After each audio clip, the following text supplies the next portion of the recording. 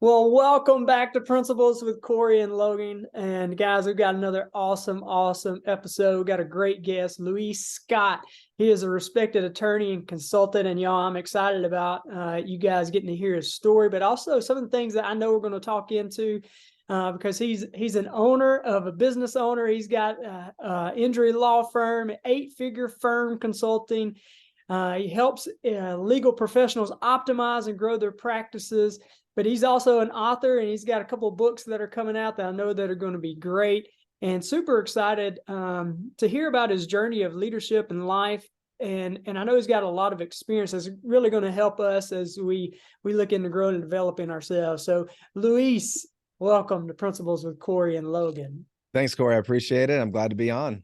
Yeah, well, you and I was reading a little bit about you, and you and I were talking a little bit before, and I'm really excited about what all you've got going on. You've got a lot of things that you're doing, making an impact, and that's what you're doing now. But I would love to hear a little bit about your journey. Like, how did you get from wherever you were to where you are now? Can you take us on that journey? Yeah, absolutely. I mean, it's the word journey is a big one because it is a journey. And the funny thing about the journey is that you never actually know when the journey is going to turn in your favor. And many times the journey takes you all over the place before you realize where you're going. And so that was kind of my story.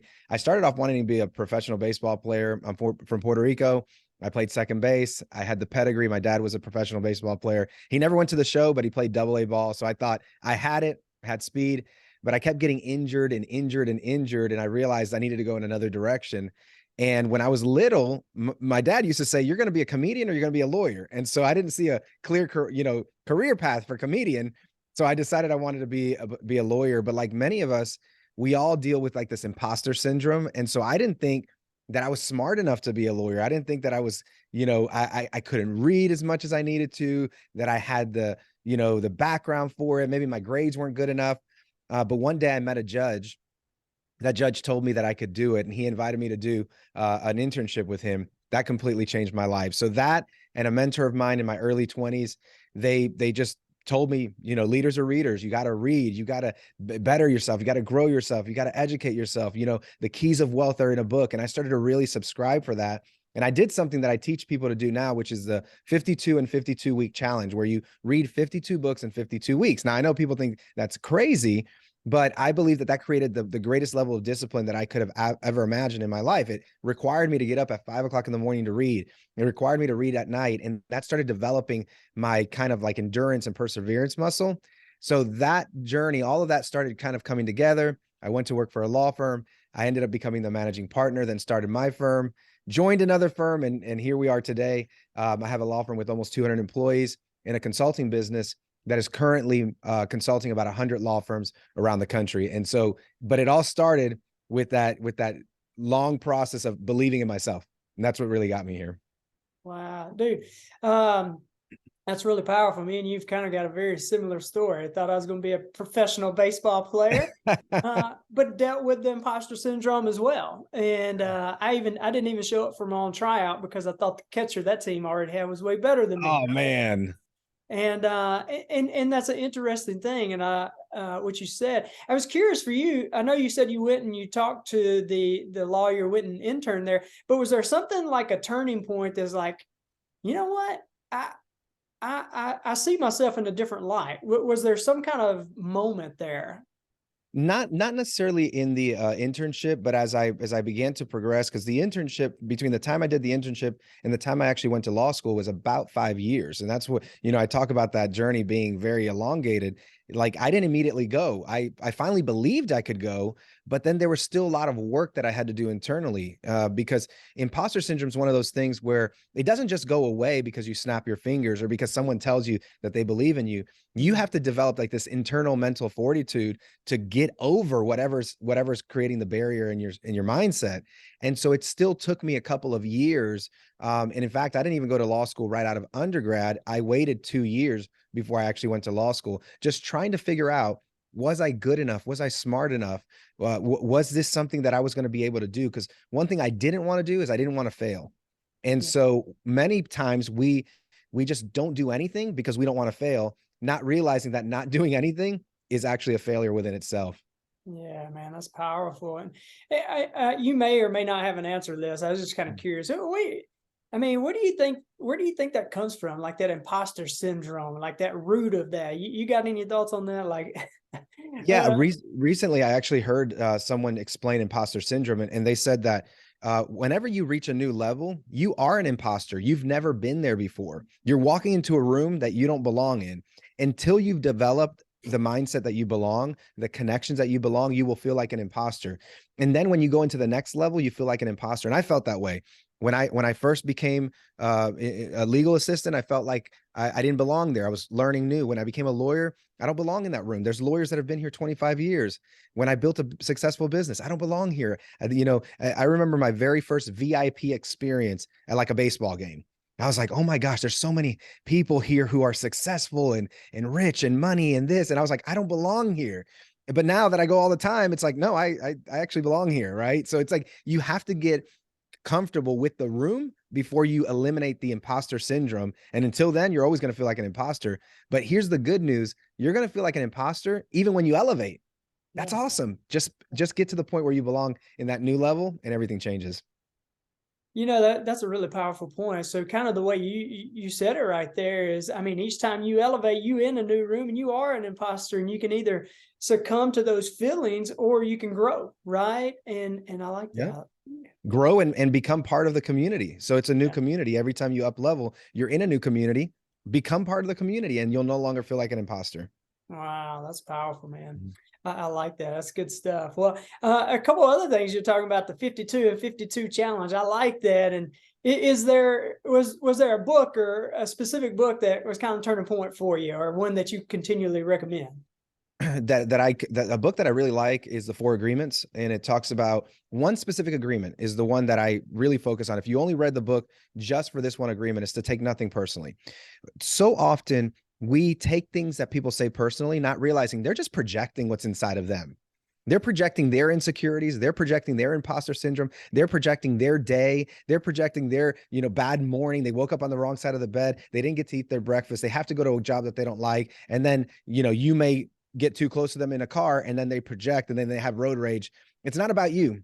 It's not about you. And once you realize it's not about you and you don't take things personally and you're not offended by everything, you become a superpower. You become superhuman when you do that. And what I love is I can walk into any room, and anything that someone says to me, I don't take it personally because I know it's not about me. It's about them. And so that agreement right there, it really makes me superhuman in some sense. And so adopting that is really powerful.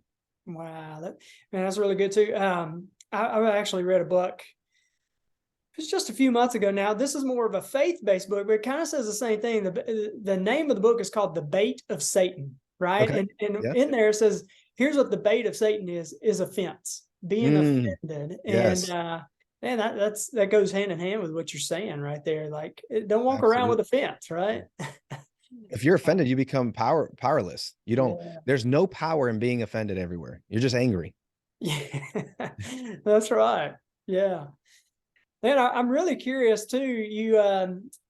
So you get into law Mhm. and you start becoming a managing partner. And how did you scale your business? Do you have any so a lot of people who listen, they're either entrepreneurs or they're kind of thinking about toeing that line. And many times entrepreneurs, they start out, Mhm. they're pretty much, they own a job is what they have, Right. right? And That's so right. they're looking to scale. Any kind of advice or anything like that for entrepreneurs looking to scale? Yes, absolutely. So part of a lot of the reading that I did is I started incorporating different things that I learned, and I decided to essentially synthesize that and encapsulate it in a book. It's an ebook that I wrote called The 9 Principles of Exponential Growth, the 8-figure firm. But I think it's applicable to anything. In fact, I helped a friend of mine just grow his media company to 7 figures for the first time ever using these same principles. But essentially, the way you scale your business is you got to think of your business in a 4-part process, and the first 2 parts are the most important parts, which is the marketing, the creating of the awareness of your product and your business, and the second one is your sales. If you can do those 2 things, everything will take care of itself. But so many people, so many entrepreneurs are so scared to market, or they don't feel like they have the money to market, and so they're not used to grassroots, so they never get their name out. And awareness is gold. I think Alex Hormozy said recently that attention is oil, so people need to get their name out there. The more you get your name out there, the more people know you. And then you can move to the next level, which is know, like, and trust. So the more people know you, the more you can get people to like you. The more you get people to like you, the more they trust you. The more they trust you, the more likely it is that they are to buy your product. But it all starts with marketing. Then we move into sales. Got to have a great sales team who is getting people to actually pay you for that service. And then from there, you go into production, whether it's a product or a service, or you're baking cakes, whatever it is. But you got to get people to know you first. You got to get people to like you. You got to get people to trust you. Then you got to sell them on the idea and the concept. And if you do that, that's how you scale your business. But the 9 principles of exponential growth go through a process of preparing your business. When I launched 8-Figure Firm in June of 2020, so we're talking about 2 years and 10 months ago, I had no clients. I had no reputation. No one ever even knew my name as it related to a consultant. They knew me as a lawyer, but not as a consultant. And the first thing that I did was I wrote out my vision, my mission, my core values, a business plan, a budget, and a marketing plan. First thing I did right out the gate. Didn't have anything. And in that plan, I wrote out how I'm going to grow $1 million business. Day one, didn't have anything. Did not have anything. Just wrote it out. And so many people go, I don't need to do that. I don't have any business. And I would reject that and tell them, until you do that, you're not going to have a business. And so the secret to scale is pre-planning, focusing on marketing and sales, and then everything else takes care of itself. Yeah, man, that's a lot of gold that you just shared right there, man. That is really, really good stuff. And you talk about awareness. It's hard for somebody to pay you for your products or service if they don't know you exist, right? Of And so course. getting your name out there. Yeah, I mean, if nobody knows you, there's no way they can hire you. And so I wanted to get my name out there. And we live in a world of the best economic climate to become successful because of this social media. And we started pumping ads. I was posting 5 times a day. I was posting everything about me being a consultant. I was posting videos. I think if you go on YouTube, I've posted over 400 videos on social media, several thousand videos on every platform, Facebook, LinkedIn, and Instagram. And I'm just posting. And then I'm using the money that I'm earning to boost everything. And it's leading to leads. So it's creating leads then because they know and like me, they trust me because they've seen me. Now I can convert them. And we've taken that business in 2 years and 10 months and gone from 0. We'll do 10 million in revenue this year. So I'm really excited about that. Come on, wow. And one more time, when did you launch that? I just want you to say the date June of again. 2020. June of Yeah. 2020. Oh. We'll do There's something going on yeah. in 2022, right? That's right, in the middle of the pandemic. So, which is one of the reasons that I wanted to capitalize on that, because I saw an opportunity to consult people through Zoom. And I knew people would be receptive to it because everything was going to Zoom. So I said, this is my moment. And I went out and did it. Let's go. Yeah. So you saw the opportunity and you seized it. I like it. Yes. Yeah, I talk to a lot of entrepreneurs, and one of the things they know, like, I need to create content. It doesn't even matter the business, right? Like, I Mhm. know I need to put out videos, but I don't like getting behind the screen and those kind of things. Or Mhm. I don't know. It seems like that fear of getting behind the camera is a fear. You got any Yes. 2 cents on that? Yeah, I think that your desire for the result has to be greater than that fear. I feared that. Again, imposter syndrome. Who Yeah, wants to listen to me? Who cares about what I say? That's what I used to tell myself. But my desire, I grew up poor. I didn't want that for my family. I have 3 kids. I'm married. I did not want that for my family. And I was not going to be denied. I was not going to be denied what I believed. And I'm a faith-based person. I believe that God had created this for me. Like, this is what God had created for me, like, was to be an impact. And my personal vision statement was to lead a life of significance. And it was like, if I'm going to lead a life of significance, I have to be in front of people. People have to know who I am. They have to know what I say. I love the show Hamilton. I don't know if you're a Broadway person, but I love the show Hamilton because he says, I'm not throwing away my shot. Like, I'm not throwing away my shot. And I said, I don't care how goofy I think I look, how I sound. I don't care what anybody's going to say. And people say mean stuff, especially on TikTok. Oh my gosh, it's really mean there. But I don't care what people say. They don't pay my bills. yeah, They don't take care of my family. They don't have the responsibility of legacy like I have. And so I didn't want to throw away my shot. And I said, this is the time right now. If you're an entrepreneur and you're listening to this, this is the best time in the world, in the history of the world, to launch your product and get rid of the fear that's holding you back. Because right now, if you have the guts to go out there and put your name out there and let people know who you are, you can literally create any life you want. And that is something that I wasn't willing to give up just because I thought I looked or sounded weird or goofy on a video. Wasn't willing to do that. Yeah, that's so good. And I love the fact that you brought in the imposter syndrome, because I post a good bit as well, but I'm exactly like what you said. Those first, I still don't even like getting behind it. Honestly, I don't. But it was a mindset trick for me, is that I do what you do, right? I consult, I add value, all that stuff to people. Mhm. And what I found was, whenever I was thinking too much like that, I had to focus on me, right? I was focused on me instead of the people that I was trying to add value to. So for the mindset shift for me was shifting my focus from myself to actually trying to add value to other people. And anyway, That's that huge. kind of helped me as well. So that's Yeah, I powerful. guess if you're thinking about the offering that you're giving to other people, then you would get out of your own way. Like, get out of your, if you have something to offer, offer it. People want it. People Yeah, want to see it and hear it. that's right. You said that, man, you guys have a huge, I know you do the consultancy right now, but you also have a huge law firm, that you Mhm. have. And, how many people did you say were on your team? Almost 200. It's almost 200. 200. Yeah. Let me ask you this. All right. What Yeah. is your biggest challenge of Yeah. leading a team like that? Having people, just the people, the people themselves are the biggest challenge. You know, the hardest part of any business is people.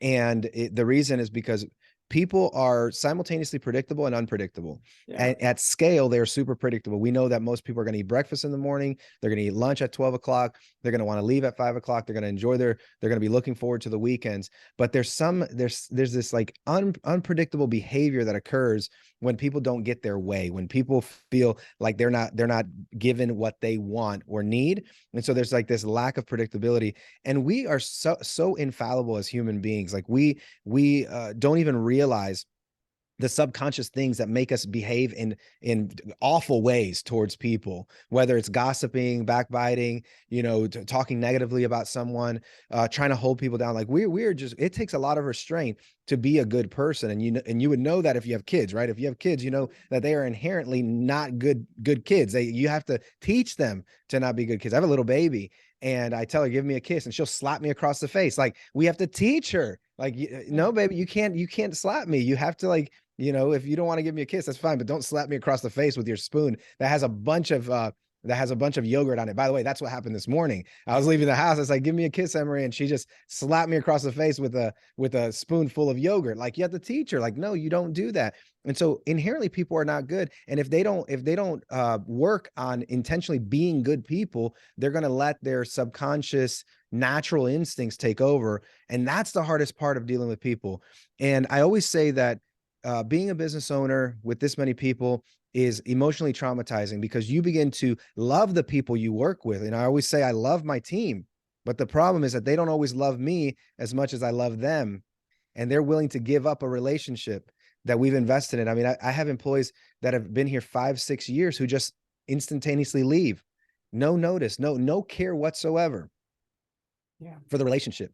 They just see an opportunity, instead of like having a conversation, they're just gone. And that can be hurtful. So that's the hardest part of having such a big team. Yeah. That you touched on something I've been thinking a lot about, and that's what you just said there at the end. You pour into people, and to serve people well, to serve the people on your team well, you've got to get close to them, right? You got to get close. Yes. You got to allow them to get close, those kind of things. And it's a high risk, high reward thing, right? It's high Mhm. reward because you invest in the life of other people, but it's high risk too, because you open yourself up to be abused, used, and accused, or Yeah. just eat out, And so I it is can't tough. I can't even tell you the amount of times that, despite us trying to create the greatest culture that ever existed in a law firm, somebody accuses us of a toxic culture. Yeah. And it's like, what are you talking about? Like, we're doing everything we can. We're paying at the top of the salary band. We do breakfast every week. We do lunch every week. We provide 5 weeks. Like, how is this toxic? And it's really hurtful. And I had a mentor about 10 years ago say that the best things you can have in life are because of people. But the worst experiences that you will have in life are because of people. Yeah. But don't let the worst experience keep you from the best experience. And I took that and I said, you know what? Despite the disappointment and the heartache that I'm going to feel working with people, I'm still going to commit my life to serving people.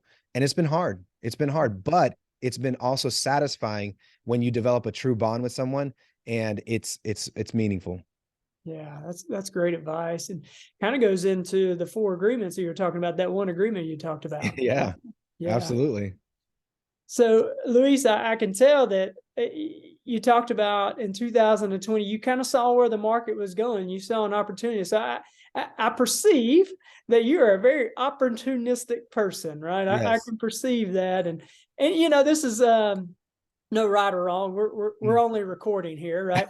But where do you kind of see where do you see opportunities coming? Maybe not ones that maybe they are ones you pursue, maybe they're ones that you don't pursue. But where do you see upcoming opportunities over the next couple of years? I think a personal brand is probably the greatest opportunity that people have right now is developing their personal brand. And the beauty of developing your personal brand, it's no different than creating marketing for a product. You're the product now. Whether you want to be an entrepreneur or not, if you're just an employee, creating that personal brand where people believe that your reputation is a good one. That's the greatest asset that you have right now. You should be right now in every facet of your life and every place that you can shout from, be shouting who you are, who you want to be, so that people can start believing that. And if you build your personal brand, and I actually believe this, I think that people can become rich without being entrepreneurs if they build their personal brand. If you build your personal brand of being a hard worker, ethical, integrity, character, and show up early, stay late, work really, really hard, there's an employer out there, me, somebody like me, who will be willing to pay you a great amount of money. You know, one of the greatest things that I tell people is I grew up in a legal industry where I thought that the lawyers were the highest paid people in the firm. And they are for the most part.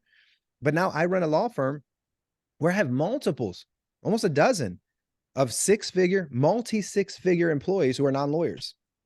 Multi six figure employees who are not lawyers because they didn't become lawyers. They're not entrepreneurs, but they're necessary. And they developed the brand of being someone who was integrity, reputation, and so forth. So you can create the life that you want by developing your personal brand. That's the greatest opportunity that you have.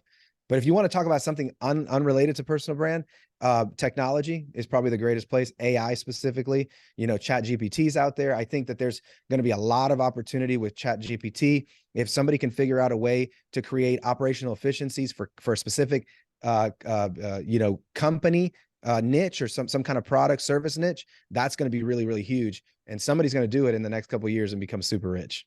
Yeah. That's amazing. I was talking to a guy about that the other day, and some of the things that he was doing with that is just mind blowing. But Oh yeah, yeah. I knew I liked you, man. I like you. You actually articulated something way better than I like to say it. But one of the things I talk to people about and is that, man, just what you said, talent. People are looking for talent.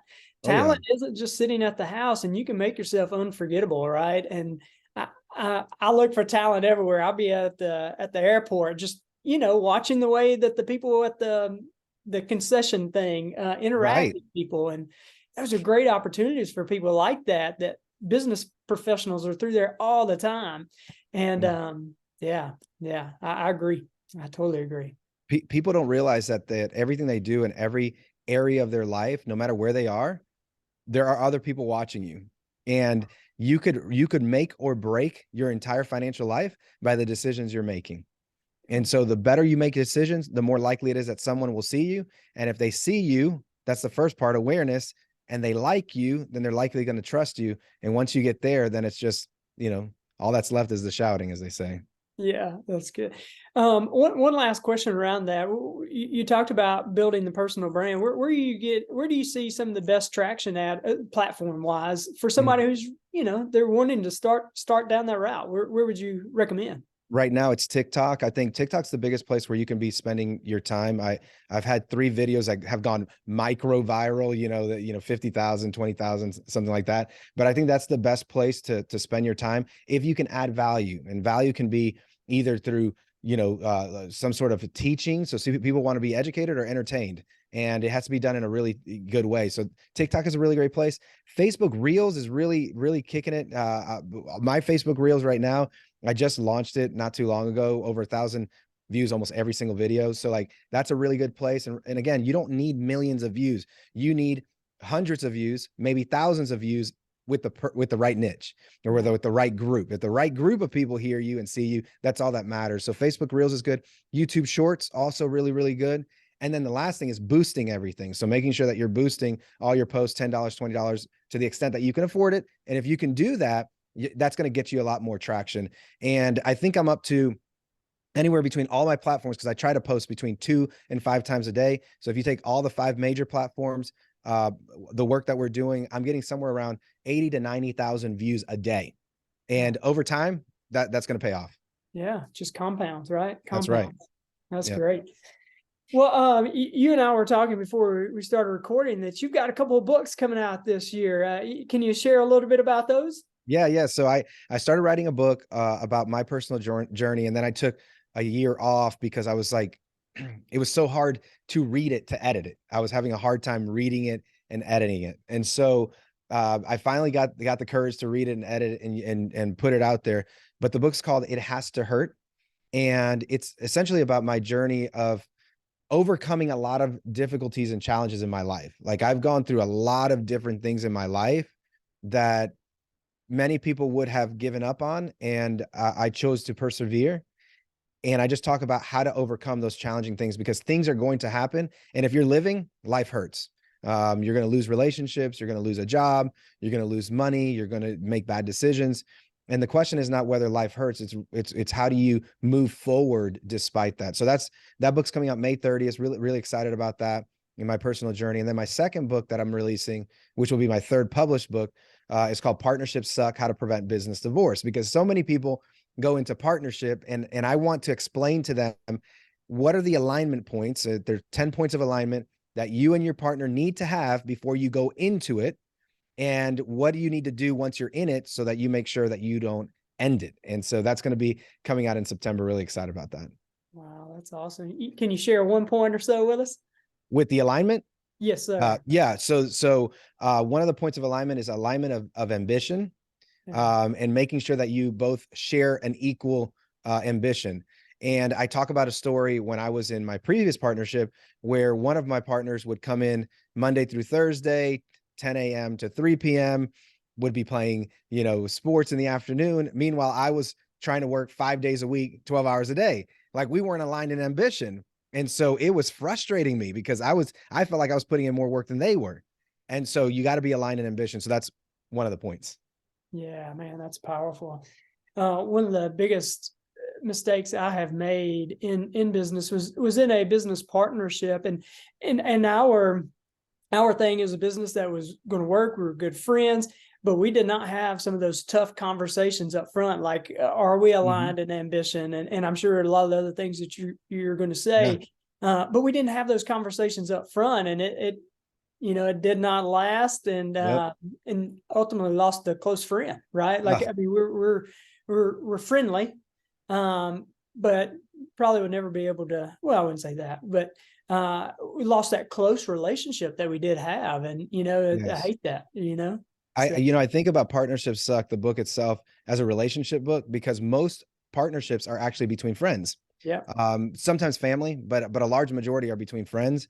And the reason I say it's a relationship book is because it's essentially how to protect the relationship that morphed into a business. Because if you lose the business, almost inevitably you will lose the relationship, and that's the worst thing that can happen in the world. My business partner today is my best friend, and we went through these alignment points because I wrote the book out of frustration of my last partnership, and I kept it in the cupboard. I haven't done anything with it, and finally I've decided after 7 years to release it. And so now I'm going to release it. But we use this as part of our alignment point, excuse me. And one of the things that's in there is having tough and transparent conversations. If you cannot have tough and transparent conversations, you are not aligned, and you shouldn't get into a partnership. And that's one of the points. So, but you learned that firsthand. Yeah, that's powerful. I wish I would have read your book earlier. So, yeah, that's great. Hey, on that book, just a couple questions. Do you typically do your own self-publishing? You go publisher route, or how do you typically write your books? So I've done three different methods now. The first method is I self-published. Or I say I self-published, but my brother has a publishing company and he helped me publish it. And so I went that route. My second book was through a company called Scribe, and they help you go through the whole process. And then my third book is actually going through a different publisher out of California. And so I've gone all three, but they're not the third publisher is more like an editing company. They're going to edit and format the book and then publish it for me. So I've gone all three routes just to see. I think that they all work. It just depends on how you develop the concept, the material, and how you want to get it out. At the end of the day, it's all about promotion. Doesn't matter how it's published or who publishes it. You promote it enough, people are going to find out about it. There you go. I like that. Yeah.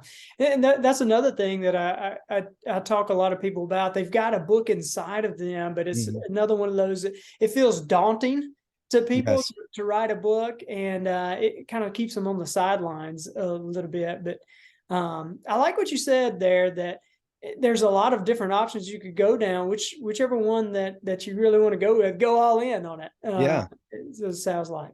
There was a time period where self-publishing meant that you didn't have a book worth reading, or people thought that. They were like, he's self-published it, because that was a connotation. It was like, he self-published this book, like it's not a good book. That's not the case today. Today, it doesn't matter how you publish it.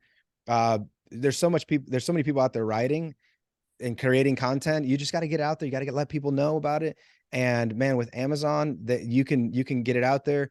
You can promote it, and it's so powerful how you can get your book out there. My book has been, I think I released it last September. The King of Growth was my very first book, and it was essentially how to create personal and financial freedom through your law firm. Because I teach how to create a predictable business so that your business is like passive income. And in that book, I released it last September. I think we've gotten into the hands of about 3,000 people just in 9 months. So, and I self-published it. Like it's all about the promotion. Yeah, that's good, man. I like that. Well, Luis, man, you have added a ton of value, and I know that I love what you're doing. You're adding a lot of value to people all over the world in a bunch of different areas too. And I know there's probably somebody out there that's listening. They want to know more about, hey, where do I find some of your content? How do I find out about the book? But if somebody was wanting to get in touch with you or follow you, where would be the best place for them to go to? Absolutely. So LuisScottJr.com. So LUIS Scott, SCOTTJR.com. And you can find all my links there. You can find all my social media links, my posts, my podcasts, links to my books, and links to the consulting business as well. So you can find everything about me at LuisScottJr.com. LuisScottJr.com. We'll have that in the show notes below, and have some links to some of your social media sites as well. And awesome. Luis, man, you've added a ton of value today, and I appreciate your time. And thanks for coming on Principles with Cory and Logan today with us. Thanks, Cory. Appreciate it. Well, thank you guys for taking a listen. I know Luis added a ton of value to you, and if there was something that stood out to you that you want us to pass along to him, make a comment below. We'll make sure to get that to him, and make sure you subscribe and share so you can stay up to date with any of the latest episodes of Principles with Cory and Logan. Hope you guys have a great day, and God bless.